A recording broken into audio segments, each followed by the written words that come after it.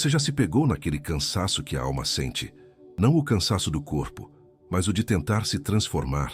É a exaustão silenciosa de quem, por anos, dedicou-se ao autoconhecimento, mas sente que a ansiedade silenciosa insiste em ecoar, ou que os velhos padrões voltam, sempre os mesmos, como um ciclo vicioso que não consegue quebrar.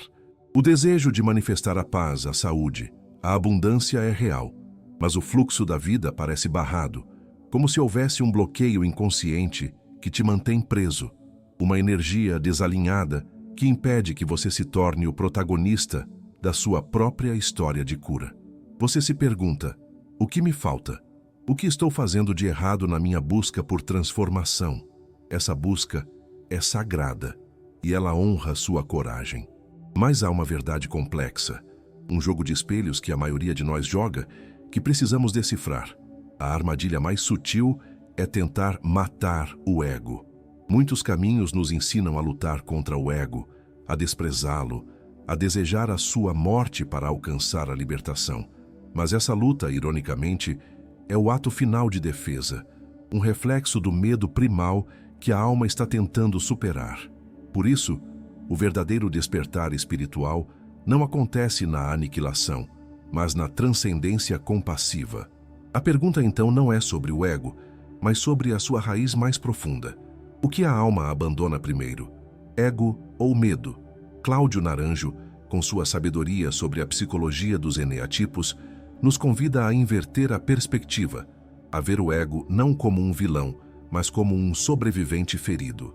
Ele nos lembra que essa estrutura, a nossa carapaça neurótica, foi construída lá na infância, como uma adaptação genial para compensar as perdas, as carências e proteger a criança que você foi do medo primal da não existência ou da rejeição.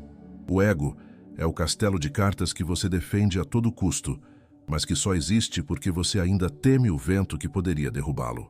A alma não abandona o ego de forma violenta. Ela o transcende e o integra quando consegue, finalmente, liberar o medo que o nutre e o sustenta. O risco é cair na falsa espiritualidade do desapego. É quando confundimos a busca pela morte do ego com uma fuga da dor, com a negação da responsabilidade de sentir as emoções densas, transformando a nossa autossabotagem inconsciente em uma fuga do presente espiritualizada. O ego se disfarça de iluminado, mas no fundo está apenas fugindo do corpo de dor, Eckhart Tolle, do confronto com a vulnerabilidade que se esconde atrás do medo da destruição.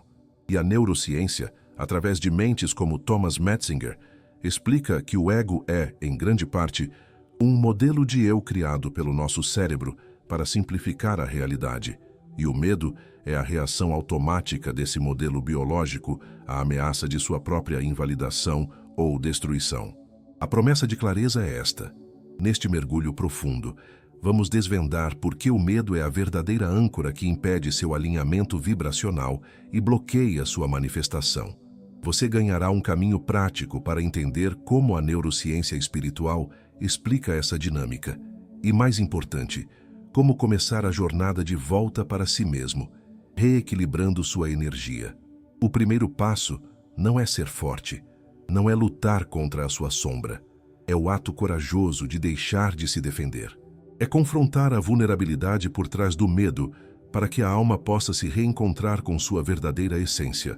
É nesse silêncio de acolhimento que a transformação de fato começa, inspirada pelos ensinamentos de Cláudio Naranjo e pela compaixão que a alma merece. O caminho da transformação é, muitas vezes, sabotado por um fator silencioso, tão sutil que se disfarça de virtude. É a fuga do presente que se torna, sem que você perceba, sua frequência vibracional dissonante. O erro invisível que a maioria comete é tentar vibrar alto apenas com a mente, repetindo afirmações positivas e intencionais, ignorando que o corpo silenciosamente carrega a memória celular do medo. Esta é a falha energética mais grave na jornada de manifestação. Uma dissonância brutal entre o que o seu intelecto deseja manifestar no futuro e a frequência real que o seu ser, preso no passado ou ansioso no futuro, está vibrando no agora. Por que a maioria falha ao tentar se curar ou atrair a vida que deseja? A urgência de controlar o futuro e a constante fuga do agora não são sinais de propósito ou ambição elevada, mas sim mecanismos de defesa do ego que provam que o medo ainda governa a sua percepção. O ego, como um sobrevivente ferido, aprendeu que o presente é perigoso e só encontrará segurança se puder prever e dominar o amanhã. Essa é a consequência imediata sentida no corpo e na alma. A mente corre desesperadamente para o futuro em busca de uma segurança que o corpo, aprisionado nas memórias do trauma, não consegue sentir no agora, gerando a ansiedade silenciosa, essa sobrecarga emocional que o público maduro sente, como um peso constante, um bloqueio na própria alegria de viver. A alma só pode manifestar o que ela vibra em verdade, e se o que ela vibra é a urgência e a fuga, a vida apenas ecoará o desamparo e a repetição de velhos padrões. A alma nos convida a observar o jogo de espelhos que se desenrola em nosso interior. O ego, mestre em construir fachadas de sucesso social ou de espiritualidade performática, tenta desesperadamente dissimular suas feridas profundas. Mas o medo, a emoção mais primitiva, é a única coisa que o ego não consegue esconder na sua vida real. Ele se revela sutilmente nas escolhas mais banais, na procrastinação, que é o medo de falhar ou de ter sucesso, na paralisia diante de uma mudança necessária, que é o medo de ir adiante, e na insistência em atrair relacionamentos tóxicos, que é o medo de encarar a solidão e o próprio valor. Cláudio Naranjo nos oferece o conceito chocante ao explicar que a vaidade, o orgulho ou a avareza, as paixões do eneagrama, são apenas a máscara ou a carapaça que esconde o medo primal de não ser suficiente. O ego se esforça para ser a imagem ideal, para ser digno de amor e aceitação, justamente para evitar o choque de confrontar o seu próprio buraco existencial, a carência infantil que permanece aberta e não resolvida. Esse esforço constante de defesa, que é o ego, mantém o medo ativo. Em última análise, a metáfora simbólica é clara para a alma. O ego é o castelo de cartas que você defende a todo custo contra o julgamento externo. O medo é o vento que você tenta impedir de soprar, ignorando que a única forma de paz é acolher o vento e aprender a construir um abrigo sólido em seu interior. É a neurociência espiritual da defesa que nos oferece a clareza para sair desse ciclo de reação. O medo crônico e a ansiedade ativam o eixo hipotálamo-hipófise adrenal, HPA, um sistema de alarme ancestral no seu corpo, essencial para a sobrevivência. A ativação crônica desse eixo, mesmo sem um predador real, mantém o corpo em estado de alarme, inundando-o com cortisol, o hormônio do estresse que sequestra a sua capacidade de estar presente e impede a paz interior. Este é o sinal sutil de que sua frequência está desalinhada e sua energia vital está drenando na defesa. Por isso precisamos ter um cuidado fundamental: confundir a exaustão física e emocional com o trabalho sobre si ou com a luta do ego. Muitas vezes, é apenas a mente condicionada pelo medo, forçando o corpo a reagir a ameaças que não existem no agora, perpetuando um ciclo químico de sofrimento. A desprogramação prática não é uma luta, mas um realinhamento. Ela se inicia com um método simples de 3 etapas para interromper o ciclo de cortisol e reconectar o córtex pré-frontal, a área da razão e da intenção, com a amígdala, o centro emocional do medo. A presença, a consciência da respiração e a intenção de segurança são as chaves neuroemocionais que o corpo reconhece. A alma nos chama para a inversão de expectativas. Tentar soltar o controle, ou matar o ego, é, ironicamente, o ato final de controle e defesa de quem ainda está operando a partir do medo. A alma, que já é essência, não luta contra suas partes. Ela integra o ego ferido e o transcende. A luta consome energia, a integração a liberta. O modelo mental para transmutar ansiedade em intenção elevada está aqui.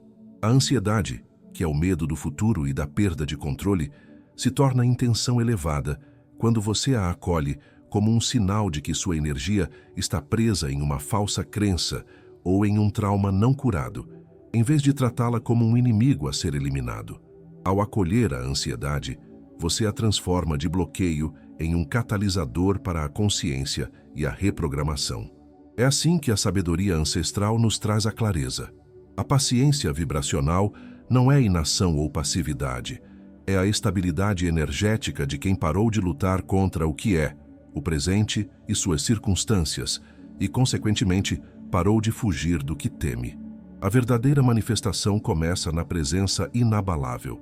Gabor Maté nos alerta para o erro fatal de quem se vê como vítima.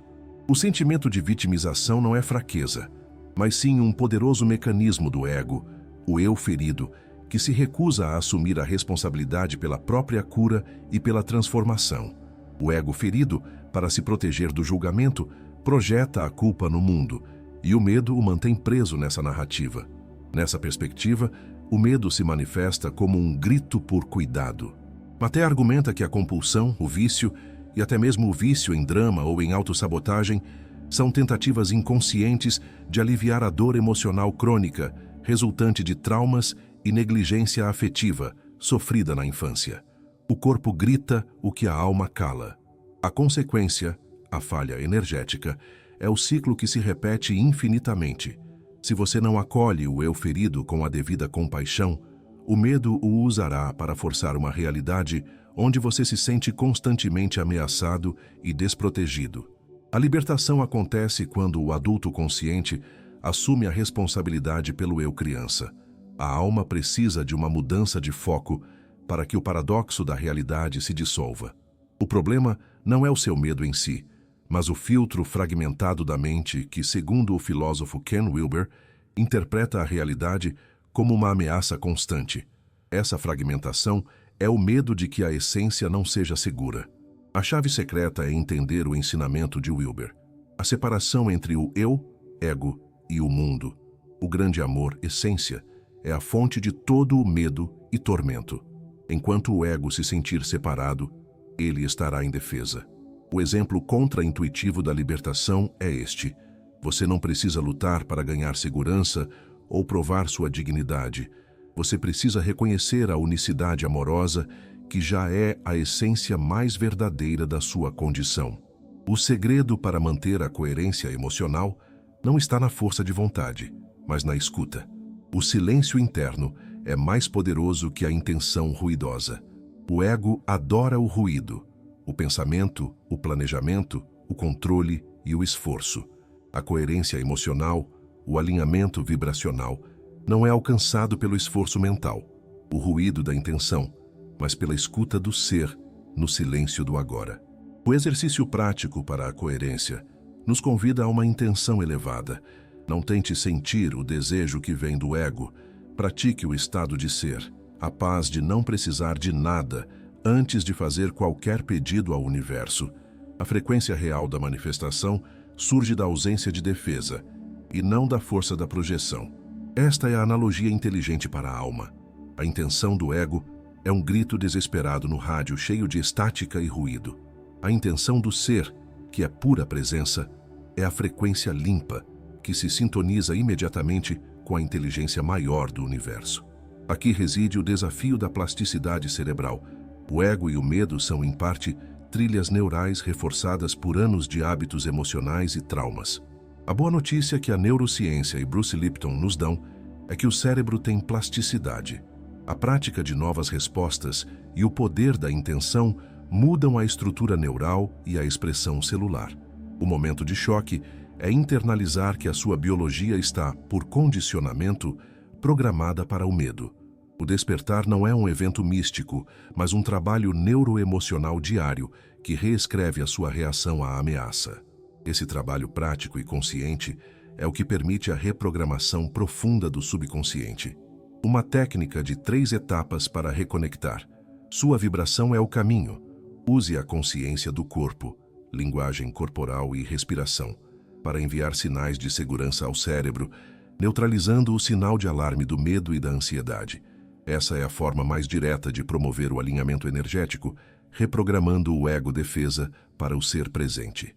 Chegamos ao teste final da alma. Você escolhe o amor ou a defesa do seu pequeno eu. Jack Kornfield ensina com sinais sutis. O ego se defende desesperadamente de ser imperfeito. A alma, por sua vez, abraça o amor e a compaixão. O abandono do medo Acontece quando se escolhe a generosidade e a bondade em vez da ganância, do ódio e da ignorância. Olhe para a narrativa de casos reais. A cura se manifesta quando o indivíduo para de acumular dinheiro, certezas, bens e cria espaço para o que realmente importa, revelando o medo oculto da escassez por trás do desejo de controle. A revelação de verdades ocultas é que a liberdade não é a ausência de ego, mas a ausência da necessidade de defendê-lo. É o ponto onde o medo da perda, paradoxalmente, acelera a perda. O fator-chave de todo o processo é este. A alma abandona o medo ao se desidentificar da ilusão da separação, que é a principal ferramenta do ego. O reencontro com a essência dissipa o medo de ser sozinho. O que a natureza ensina sobre paciência vibracional é a maior lição. A árvore não tem pressa em crescer nem em manifestar seus frutos. Ela confia no processo natural da vida e do fluxo. O medo é a pressa que o ego impõe ao ser, desconfiando da própria capacidade de florescer e de encontrar sua luz. O alinhamento é confiar no tempo da alma. No fim, a cura profunda é um ato de rendição consciente. É entender, como nos ensina a neurociência espiritual, que o medo é a emoção primária gerada pelo ego como falsa identidade e que a verdadeira transformação vibracional é uma escolha, substituir a defesa pelo acolhimento. A alma não abandona o ego, ela abandona o medo que o nutre, realinhando sua energia com a essência que você sempre foi. A rendição não vazia é o ponto onde se percebe que tentar soltar o controle, sem primeiro preencher o vazio deixado pelo ego com a presença autêntica com a consciência, é apenas mais uma fuga. A verdadeira rendição, o abandono do medo, não é fraqueza, mas sim um ato de poder. Lembre-se do Eneagrama como mapa de libertação, conforme a visão de Cláudio Naranjo. O ego não desaparece magicamente. Ele se transforma. A energia que estava aprisionada na neurose, na paixão alimentada pelo medo, é finalmente liberada. Isso transforma o ego de uma carapaça defensiva rígida em uma estrutura funcional, uma ferramenta a serviço da essência, que agora pode perceber o mundo sem a tirania da ameaça constante.